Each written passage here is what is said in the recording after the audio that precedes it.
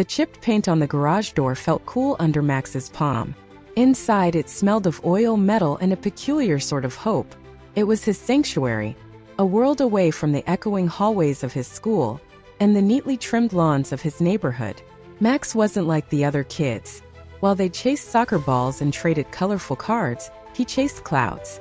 He'd spend hours lying in the backyard, neck craned, lost in the ever-shifting canvas above. Cumulus, Stratus, Cirrus. He knew their names, their shapes, their stories. He saw dragons in the billowing formations and castles, and sometimes faces that seemed to wink back at him. But when he tried to share his world with others, it felt flat. "Look," he'd say, pointing to a particularly magnificent cumulonimbus. "Doesn't that look like a giant whale?" The response was usually a shrug, a confused glance, or a quick change of subject. "It just looks like a cloud, Max." It wasn't that they didn't see the cloud. They just didn't see what he saw. It was a loneliness that settled deep in his chest, heavier than any rain cloud. Today, the loneliness felt particularly sharp.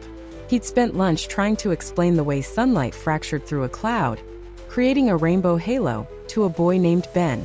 Ben had just stared at him and then turned back to his sandwich. "They just don't get it, Grandma," Max mumbled, kicking a stray bolt across the garage floor. His grandmother, Nana Elsie, a woman with eyes as warm as sunshine and hands calloused from years of gardening, was perched on a stool, sorting through a box of old buttons. She didn't look up immediately. "Get what, sweetheart?" "The clouds. The magic in them. No one sees it." Nana Elsie finally looked up, her smile gentle. "Oh, Max," she said, her voice a soft melody. "Not everyone looks for the same kind of magic. That doesn't mean it isn't there." "But it's always there," Max insisted, picking up a wrench. I wish I had someone to share it with." He paused, then added almost shyly, "Someone who understands." Nana Elsie's smile widened. "You're a clever boy, Max. You build things. You tinker. Maybe you could build a friend." Max frowned. "Build a friend?" "Well," Nana Elsie chuckled, "you're always building contraptions in here. What if you built something that helped you connect with the clouds, something that brought a little of their magic closer?" That was it. The spark. The idea that had been simmering in the back of his mind finally bubbled to the surface. He began sketching furiously in his notebook, gears and wires and glass jars filling the page. A device, a collector, something that could capture the essence of the clouds themselves. "I'm going to build a cloud collector," he declared, his voice filled with a newfound determination. "And then everyone will understand." The cloud collector sputtered, whirred, and then with a final satisfying clunk, fell silent. Max held his breath, staring at the large glass jar at the machine's heart. It had taken months of scavenging parts, countless adjustments, and more than a few minor electrical shocks, but it was finally finished. Now for the test. He aimed the collector towards a small, particularly dark cumulonimbus scudding across the afternoon sky. He flipped the switch. A beam of shimmering blue light shot out, enveloping the cloud. For a moment, nothing happened. Then, with a whoosh and a crackle, the cloud was inside the jar. Max gasped. It wasn't just a misty condensation, as he'd half expected. It was a miniature storm cloud, swirling and churning within the glass, complete with tiny flickering lightning bolts. And then it spoke. Honestly, the indignity. A gruff voice grumbled from inside the jar. Max stumbled backward, knocking over a toolbox. Did you just talk?" "Of course I talked. What did you expect, a silent performance? It's terribly rude to capture a cloud without expecting a complaint." The cloud grumbled again, its internal lightning flashing a little brighter. "And it's cramped in here." Max cautiously approached the jar. You can talk? You're a talking cloud?" "I am Nimbus," the cloud declared, puffing itself up as much as it could within its glass confines. "And I am not just a talking cloud. I am a cumulonimbus of considerable experience. Thank you very much. I've brought rain to parched fields and dramatic skies to bored picnickers." Max was speechless. He dreamed of understanding clouds, but he hadn't imagined they'd have personalities, opinions, and a rather impressive vocabulary. He noticed a faint ethereal glow emanating from Nimbus, a gentle silvery light. Had read about this. The cloud energy, as some meteorologists called it, seemed to be dimming ever so slightly. What is that glow? Max asked, pointing. That, young man, is my essence. My life force, if you will. It's less vibrant in here, I must admit. Nimbus sounded distinctly unhappy. The first few attempts at refinement of the collector were, to put it mildly, chaotic. A particularly strong blast snagged Mrs. Gable's prize-winning petunias, depositing them in a jar alongside a startled bumblebee. Another time, Max accidentally captured a flock of pigeons, who promptly created a rather messy situation before he could release them. It's a work in progress, he explained sheepishly to Nana Elsie, who was patiently picking feathers out of her hair. A very enthusiastic work in progress, she replied with a twinkle in her eye. But you're getting there, dear. Just remember, even magic needs a little finesse. After a week of adjustments, Max finally managed to capture several more clouds. A fluffy cirrus named Celeste, who was prone to poetic pronouncements, and a shy stratus named Samuel, who mostly just whispered about the temperature. Each cloud had its own unique personality, its own story to tell. But Nimbus remained his first, and perhaps his most challenging acquisition. You know, Max said one evening, sitting beside the jar containing Nimbus, this is amazing. I can actually talk to clouds. I can learn from them. Humph, Nimbus grumbled. It's still rather undignified, and I'm starting to feel a bit faded. This essence thing is rather important, you know. We need it to cloud. To cloud, Max echoed, tilting his head. What does that even mean? Nimbus sighed, a miniature gust of wind rattling the jar. It means to be a cloud, to gather moisture, to build, to drift, to release our gifts upon the world. It's not just about looking pretty, you know. We're vital. Max, who'd been sketching diagrams of the cloud collector in his notebook, looked up, intrigued. Vital how? Nimbus hesitated, then seemed to decide that Max, despite his rather unusual hobby, wasn't entirely malicious. There's a place, a realm, where all clouds originate. We call it the Cloud Realm. Difficult to explain. Imagine a boundless sky within the sky, filled with swirling energies and the echoes of every raindrop that's ever fallen. Max's eyes widened. A real place? Like a cloud city? Not a city exactly, Nimbus corrected. More like a training ground. Young clouds are formed there, taught to control their moisture, their winds, their energies. The older, more experienced clouds, the ones who've weathered centuries, they oversee everything, ensuring the balance is maintained. Balance. The world's weather, boy. It's a delicate system. Rain where it's needed, sunshine when it's desired, storms to cleanse the air. It all relies on us, and on the realm maintaining its harmony. We aren't just fluffy decorations, you see. Nimbus puffed himself up again, trying to appear more imposing despite his confinement. Wow, Max breathed, quickly flipping to a fresh page in his notebook. He began sketching furiously, trying to capture the image Nimbus was painting with his words. What's it like? What do they teach you there? Nimbus launched into a tale of Cloud Academy, a sprawling expanse of vapor and light where young cumulonimbus learn to harness their thunder, and cirrus clouds practice forming intricate ice crystals. He spoke of Old Man Stratos, a venerable cloud who'd guided countless storms across the oceans, and of Zephyra, a playful wind cloud known for her unpredictable gusts. Old Man Stratos once diverted a hurricane away from a small island, Nimbus recounted, his voice taking on a reverent tone. Saved thousands of lives, he did. And Zephyra? Well, she once created a rainbow that stretched across the entire continent. It was magnificent. As Nimbus spoke, Max raced to his computer, pulling up articles on cloud formations, atmospheric pressure, and global weather patterns. He cross-referenced Nimbus's descriptions with meteorological data, meticulously creating a visual map of the cloud realm based on the stories he was hearing. The map, a swirling tapestry of colors and shapes, began to take shape on his monitor. So if the realm maintains the balance, Max trailed off, a sudden realization dawning on him. He looked at the rows of jars lining his garage, each containing a captured cloud. Nimbus, sensing Max's shift in mood, grew quiet. Yes, he prompted cautiously. If you clouds are taken from the realm, doesn't that disrupt the balance?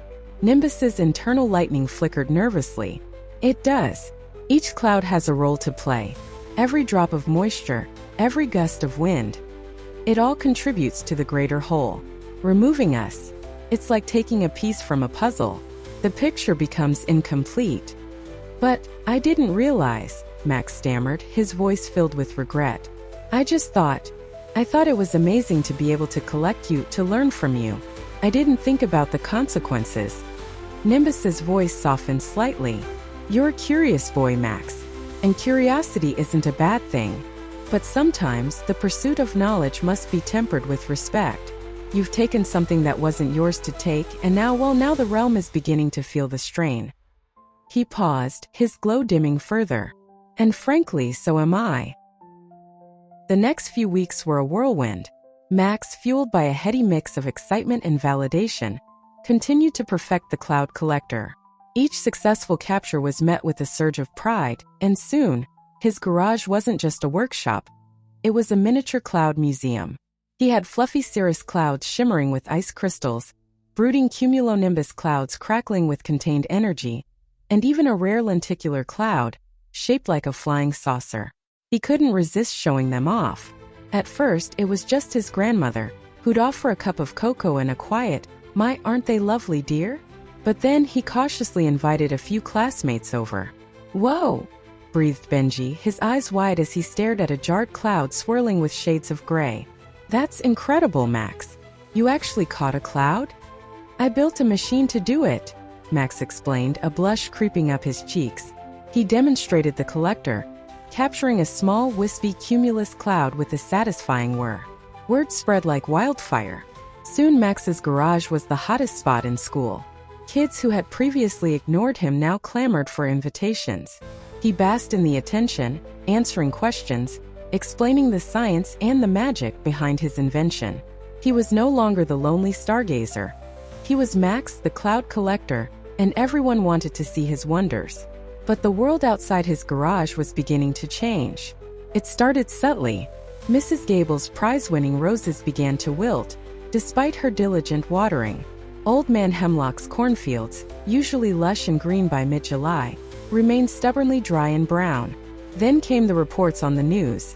A prolonged drought in the neighboring county, unusually severe thunderstorms battering the coast. Max initially dismissed it as coincidence. Weather was unpredictable after all. But the anomalies continued, growing more frequent and more alarming. The river that ran through town, usually a lively current, dwindled to a muddy trickle. Farmers gathered in the town square, their faces etched with worry, discussing crop failures and dwindling water supplies. One afternoon, Benji came over, his usual enthusiasm noticeably dimmed. He stood before the rows of jars, not with awe, but with a furrowed brow. "These are amazing, Max, really?" Benji said, his voice hesitant. "But have you noticed the weather lately?"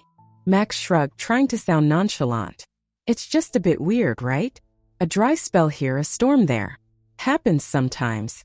Benji shook his head. "It's more than that. My dad's a farmer, you know? He said it's the worst drought he's seen in 20 years. And Mrs. Gable was saying her well is almost dry. Everyone's talking about it." He paused, looking directly at Max. Do you think your clouds might have something to do with it?" Max felt a cold knot forming in his stomach.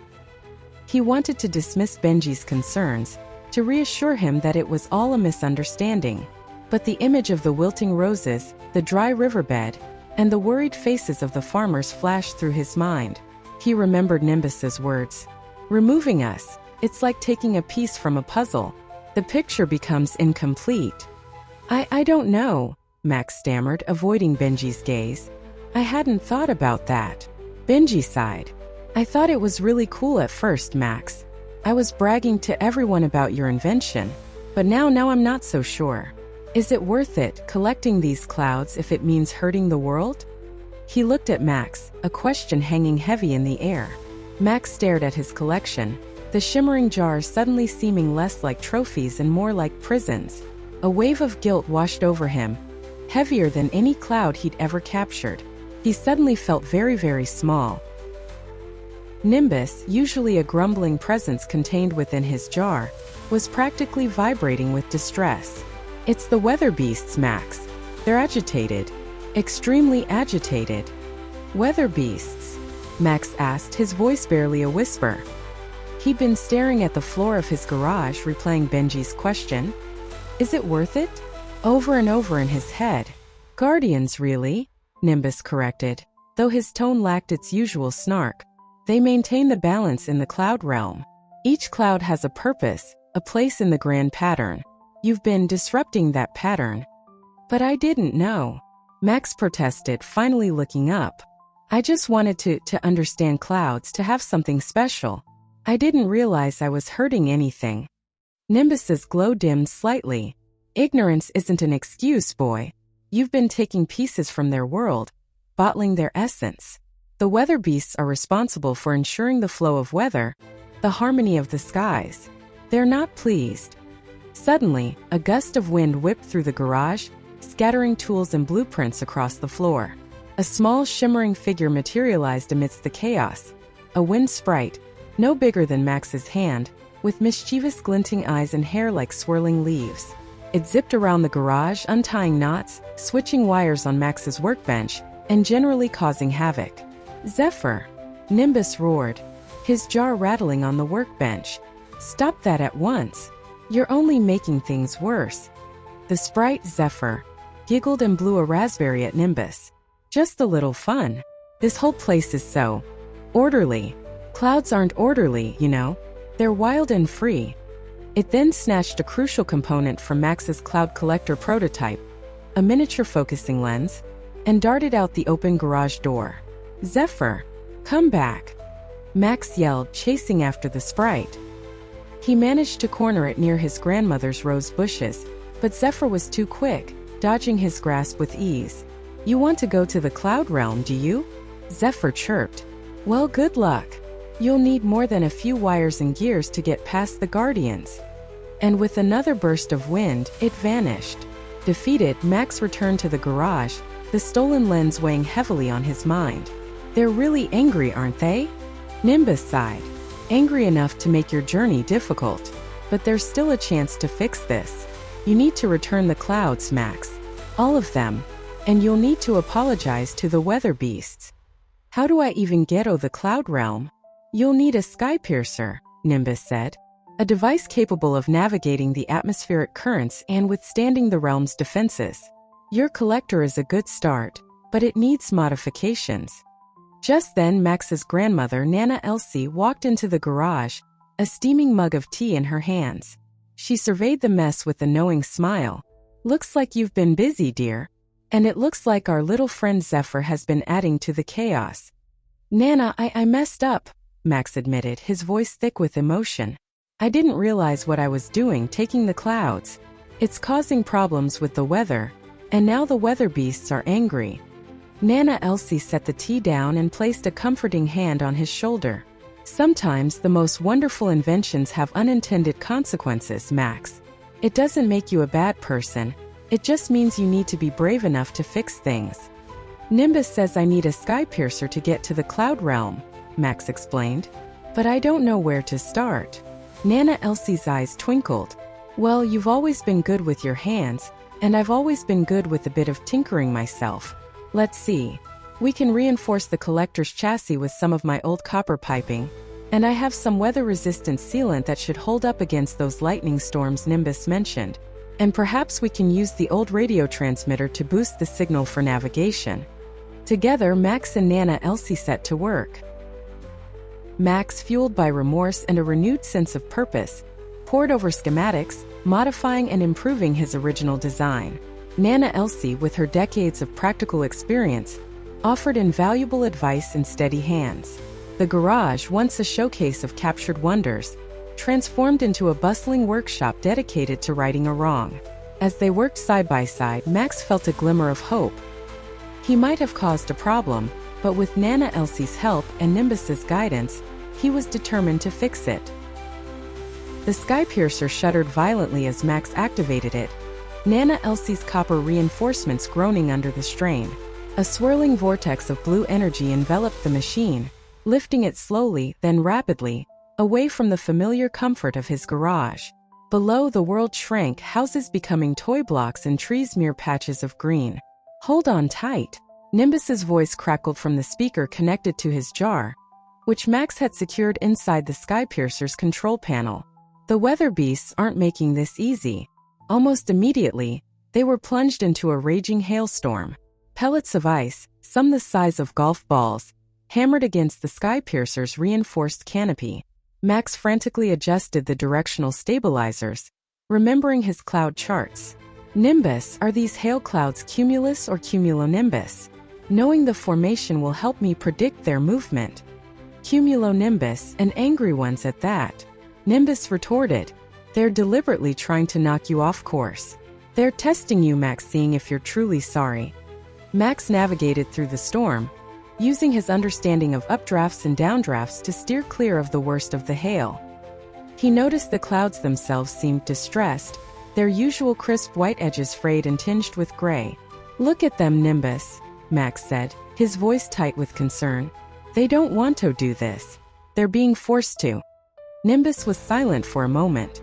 The weather beasts influence them, amplify their natural aggression. It's a defense mechanism, a way to protect the realm. Suddenly, a jagged bolt of lightning struck the Skypiercer, sending sparks flying and momentarily disabling the navigation system. The machine lurched violently, spinning out of control. "Navigation offline," Max shouted, wrestling with the controls. "I need to reboot the system, but it's going to take a minute." "Hurry, boy," Nimbus urged, his glow flickering anxiously. "Another strike like that, and we'll be scattered across the stratosphere." As Max worked feverishly to restore the system, he caught sight of a small, wispy cirrus cloud drifting nearby, its delicate form almost translucent. It was being buffeted by the storm, struggling to maintain its shape. "Nimbus, look," Max exclaimed. "That cloud, it's fading. It doesn't have enough energy." "The imbalance is affecting all of them, Max," Nimbus explained, his voice softer now. "The captured clouds aren't the only ones suffering. Their energy is being drained, their purpose disrupted." He paused, then added almost reluctantly, "You're a quick learner, Max. You truly understand." With a final click, Max rebooted the navigation system. The Skypiercer stabilized, and he steered it towards calmer skies. They emerged from the storm into a strange, ethereal landscape. Below them stretched a vast expanse of swirling clouds, illuminated by an otherworldly glow. It was the cloud realm, unlike anything Max had ever imagined.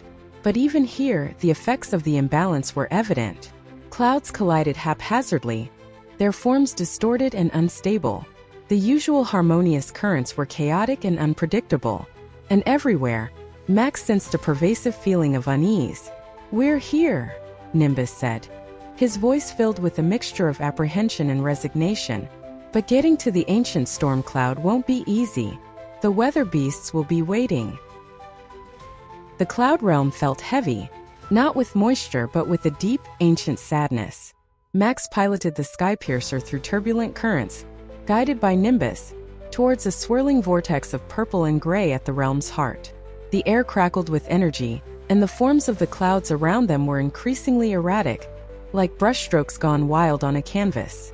"We're approaching the core," Nimbus announced, his voice barely a whisper. "And, be respectful, Max. She is older than time itself."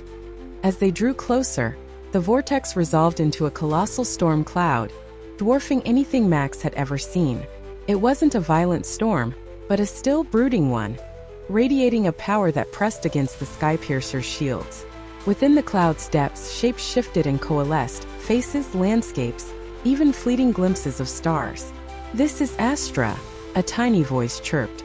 Max looked down to see a small, fluffy cumulus cloud, barely bigger than his hand, floating within the jar beside Nimbus. He hadn't noticed it before. "I was one of the first you captured. It wasn't pleasant, but I've been listening. I can help you speak to her. She doesn't do well with direct communication." "You can translate?" Max asked, astonished. "Sort of," Astra replied. "I can convey the feeling off your words. She understands emotions better than language." Nimbus explained. Astra is a whisper cloud, rare even in the realm. They act as conduits for emotional energy. Taking a deep breath, Max activated the Skypiercer's external speaker. Astra, tell Astra that I am deeply sorry. I didn't understand the consequences of my actions. I only wanted friends. Astra closed its tiny form, concentrating. A moment later, the massive storm cloud seemed to pulse.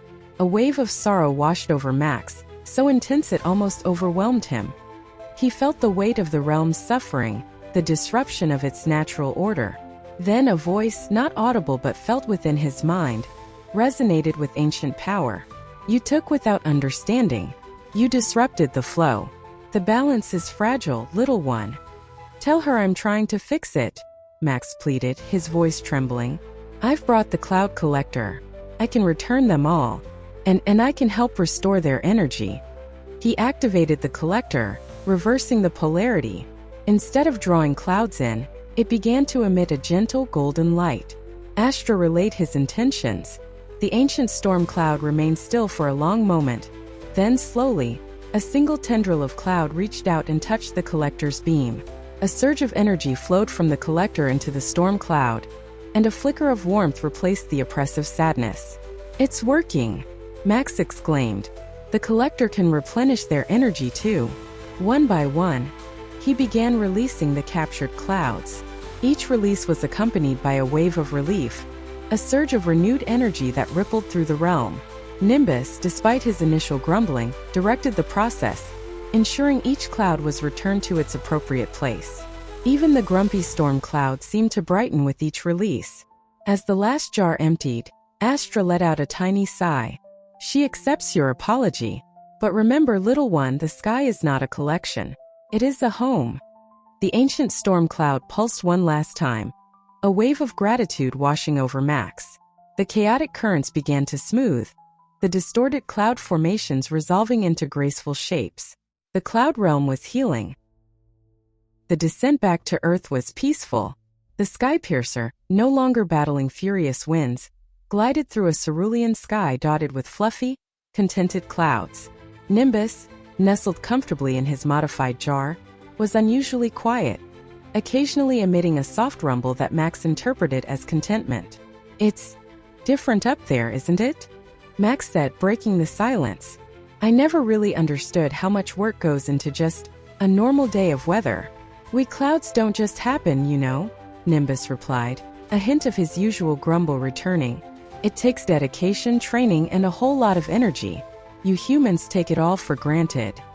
I do now, Max admitted, glancing at the now empty racks where his collected clouds once resided. He didn't feel a pang of regret, only a sense of lightness. He'd learned a valuable lesson. Back in his garage, things looked ordinary, but Max wasn't the same. He carefully polished the cloud collector, then deactivated the capturing function permanently. He wouldn't be adding to his collection anymore.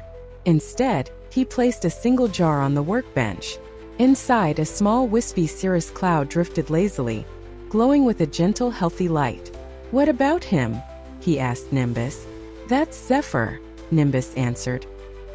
He was reluctant to return to the realm, said he enjoyed the view. I convinced Astra to let him stay as a sort of ambassador. A reminder. A reminder of what? Of what happens when you try to control something that's meant to be free, Nimbus said softly. The next day at school, Max found himself drawn to Leo, the classmate who had first voiced his concerns about the cloud collecting. Leo was sketching in a notebook during lunch, a detailed drawing of a cumulonimbus cloud taking shape on the page. That's amazing, Max said, surprising himself. He hadn't initiated a conversation with anyone outside his grandmother in weeks. Leo looked up, startled. Oh, thanks. I like clouds. They're powerful, I guess. And beautiful. I didn't realize anyone else noticed, Max admitted. Then, hesitantly, he continued. I messed up. With the collecting. I didn't understand what I was doing. Leo looked at him thoughtfully. I figured you learned something. Your collection just disappeared. And the weather's been normal again. It was more than just the weather, Max explained, and found himself sharing the story of the cloud realm, Astra, and the ancient storm cloud. Leo listened, rapt, occasionally asking questions. "Wow," Leo said when Max finished. "That's incredible. You actually went there?" "Yeah," Max replied, a genuine smile spreading across his face. "And I made a friend." He gestured towards Nimbus's jar. "So you're not going to collect any more clouds?" "Nope," Max said firmly. "I think I'd rather just watch them, and maybe draw them with you." Leo grinned. "I'd like that." Later, standing in his backyard, Max tilted his head back, watching the clouds drift across the sky. They weren't specimens to be cataloged or possessions to be displayed. They were living, breathing entities essential to the world. He saw a majestic cumulonimbus forming in the distance, and a delicate cirrus painting the sky with wisps of white. He felt a connection to them, a sense of awe and respect he hadn't known before. He wasn't the lonely stargazer anymore. He was just Max, a boy who had learned that true beauty lies not in having, but in appreciating.